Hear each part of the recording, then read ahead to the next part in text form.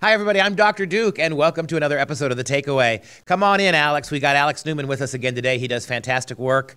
Alex, you got a great story out of Middleburg School District in New York about how this is what your public schools are doing, Mom and Dad. Even when they have assemblies for the entire school that are theoretically about school safety, they turn into anti-Second Amendment propaganda. Talk about the story, Alex, please.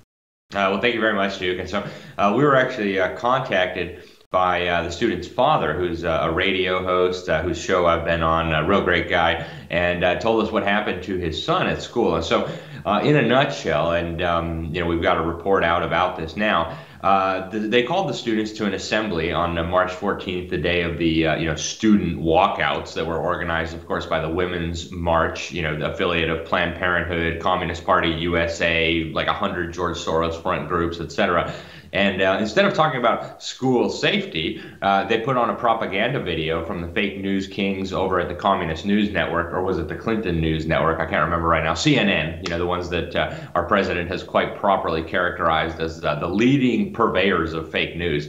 And it was called We Call BS, and it was basically a propaganda film made to create in the minds of students the impression that the NRA is bad, that gun rights are bad, that the Second Amendment is bad. If we just banned all guns, everything would magically be okay, and that gun owners are basically criminals and terrorists, as Christian put it, as bad people.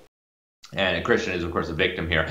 And so after the assembly was over, Christian, who is 17, he's an early enlistee in the military, so he's already taken an oath to support and defend the Constitution, and he's already taught himself some of the history because, of course, he's not getting it in government school. And he talked to some of the students afterward. He said, hey, guys, that movie's fake news, right? I mean, the Second Amendment's important. It protects our rights. There's a reason why the Founding Fathers included gun rights in the Constitution, and we need to protect gun rights, and this video was misleading. And another student who, of course, had been at the assembly and was really agitated, apparently the indoctrination worked on him, he got really angry and upset and started attacking Christian for defending the Second Amendment. It went awry, and Christian, of course, had to defend himself, as he was entitled to do under the laws of every state. Self-defense is, a human right. It's inalienable. And then the school punished him for defending himself instead of, apologizing for showing the propaganda, which they eventually did, and punishing the bully, the perpetrator. So, a crazy story all around, probably one of countless similar horror stories at government schools all across America over the last few weeks with this anti-gun hysteria, and really tragic. It's a whole lot of stuff there to unpack. I want to go back and start with the propaganda film, We Call BS. Do you have any idea, Alex, who we is? Who is the we in that movie that the kids saw? I'll guarantee you, like you said, this is anti-gun nuts, this is Planned Parenthood back, this is George Soros, this is members of the Communist Party. I wouldn't be surprised if CARE, the Council for Islamic and American Relations, was behind some of this too. Do we even know who the we in the We Call BS movie was? Yeah, I think they found themselves a traumatized student who had been in Parkland, Florida. And, they'll never show the pro-gun students from Parkland, Florida, and, unless they want to demonize them. But I think they found an anti-gun student from Parkland to, cry and be all emotional and manipulate the poor kids. And, it's just disgraceful to have a so-called news network exploiting traumatized children to push their political agenda. But that's essentially what this was, as I understand it. I mean, I looked real quick, and basically everybody who's seen it has ridiculed it and criticized it as outlandish. But that's what they showed the kids. Well, it's interesting, too, again, under false premise. So what we got here? We got an American public school in the great state of New York, not surprising, who is luring kids to a mandatory school assembly on the day that the walkouts, these communist-sponsored, these anti-gun, these progressive-sponsored walkouts were supposed to take place. So they bring the kids into an assembly.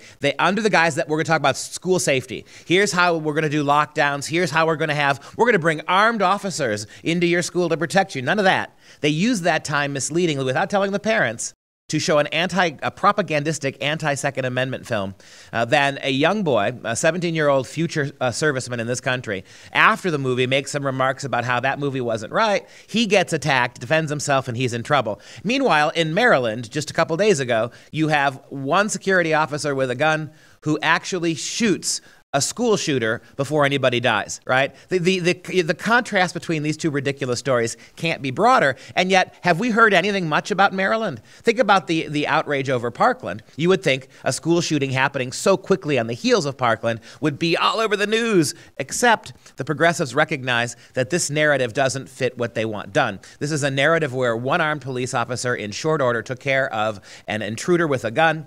Nobody died. That's not going to make headlines. It just goes to show you how manipulative the media and progressive politicians are when it comes to selectively culling their outrage.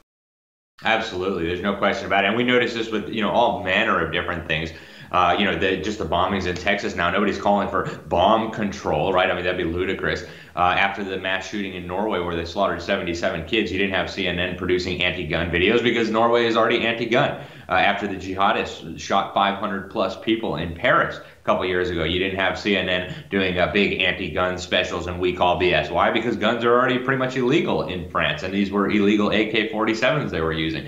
So the fake news is so manipulative. The fact that a public school, a government school, would show this to kids without bringing in somebody to give the other point of view, it's just disgraceful. But unfortunately, it's what we've come to expect from the government school system. And actually, this young student, Christian Bleault, I don't know exactly how you pronounce his last name, but he did the right thing and he called out the schools. He said the school has now proven that it's a failure. It is failing America's future generations, and we're in a dangerous situation here where they're brainwashing all our kids. On the bright side, you do have brave, patriotic, smart kids like this boy here in New York who stood up. But we need a lot more of those.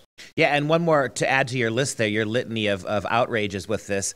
We still have a local, state, and federal government in this country who is conspiring to keep any of the details at all about the Las Vegas shooting from us.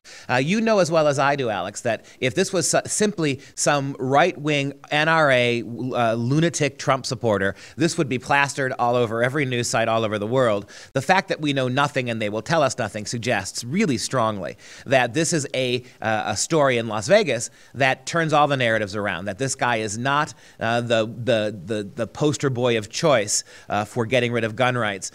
Guys like the guy who shot up Las Vegas are evidence that we need more well-armed and well-trained citizens. And so, you sort of see how this plays out. Last word I want to ask you, if you will, briefly as we wind down here. So there has been some resolution. If I understand correctly, the superintendent of that school district has apologized to parents for politicizing this. Has anything been done to the principal? Has there been an apology to the boy for the fact that he was allowed to be attacked and he was the only one punished? Just as we wind it down, what do we know on the ground in terms of how this is playing out? Well, actually, I called the school. I still have not heard back. I'm waiting for a comment from them. But what we know so far is that the superintendent of the district did send out an email to parents apologizing that their students were exposed to political propaganda under the guise of school safety. Unfortunately, the principal, as far as I know, has not been held accountable. The father of the student is demanding that she resign, that she step down now because of this outrage. So we'll have to see what happens. But as of now, the student is still being punished. This is still going to be on his permanent record. And he's actually concerned that it could affect his future military career when he goes to apply for top secret security clearance and things like that. And so, if there's going to be any justice here, something needs to happen. And this ridiculous situation needs to be exposed, reversed, and the guilty parties held accountable.